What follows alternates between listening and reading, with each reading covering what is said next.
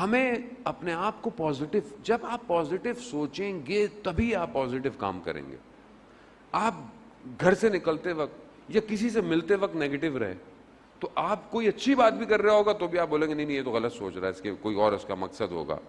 ایسے ہی آج کل تو کوئی کسی کی بھلائی بھی کرے تو انسان شک کرتا ہے، پتہ نہیں کیوں کر رہا ہے. تو آغا دولابی کہتے تھے گھر سے نکلتے وقت محبت سے نکلا کرو.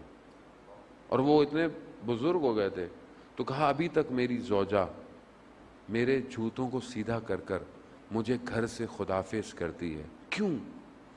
کہا کہ گھر سے جب نکل رہے ہو نہیں پتا واپس آؤ گے یا نہیں، تو لڑ کر مت نکلو، غصے ہو کے مت نکلو، قہر کر کر مت نکلو، پتہ نہیں اسی حالت میں مر جاؤ. محبت سے گھر سے، کتنی چھوٹی سی بات ہے لیکن ہم اس پہ توجہ نہیں دیتے. عزیزان محترم، آیت اللہ باؤدینی مسجد میں بیٹھے ہوئے تھے، طالب علم تھا، آیا بیوی سے ناراض ہو کے آیا اور بڑی آگے مسجد میں بیٹھا تو اس نے کچھ پوچھا نہیں. آغا باؤدینی کو ویسے ہی نظر آ جاتا تھا تو کہنے لگے کہ ان درسوں کا، ان عبادتوں کا کوئی فائدہ نہیں ہے جب گھر میں تم ناراض ہو کے آئے ہوئے ہو.